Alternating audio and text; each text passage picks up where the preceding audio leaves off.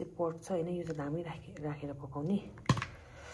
अनि त्यसको लागि यहाँनिर रेडी गरेको छु चाहिँ मैले मसला पनि रेडी गरिसकेँ पिसेर हो।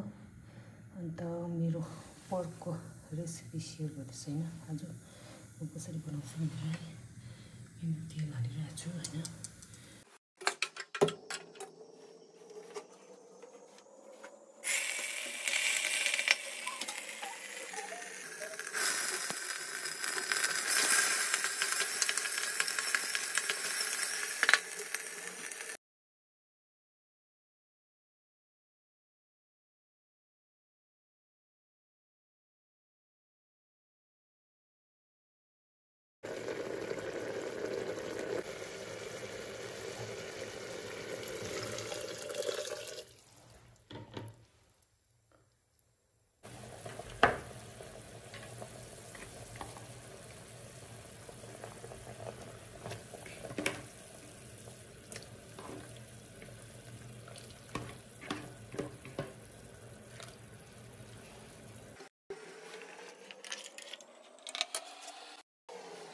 अब अचार पिन्दैछु हैन।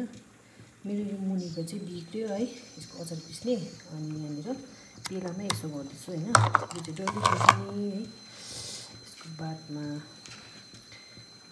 टमाटर चाहिँ काँचै बुका छिलेर चाहिँ है यसरी काटेको छु यसरी। अन्त यो रमभेडा पनि मैले पिसिसकेँ है।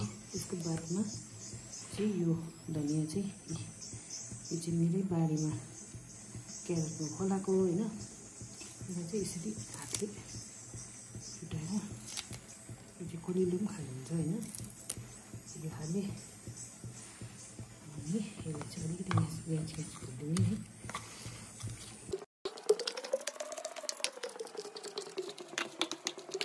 यसको लास्टमा चाहिँ हालिदिने।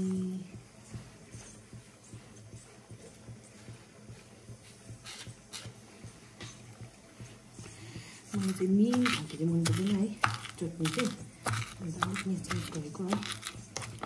मलाई चाहिँ खस्रो टाइपको मनपर्छ खुर्सानी।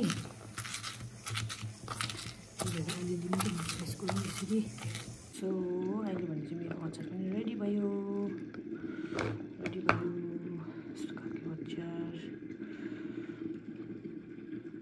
मलाई त यस्तै मनपर्छ है, यस्तो खालको अचार।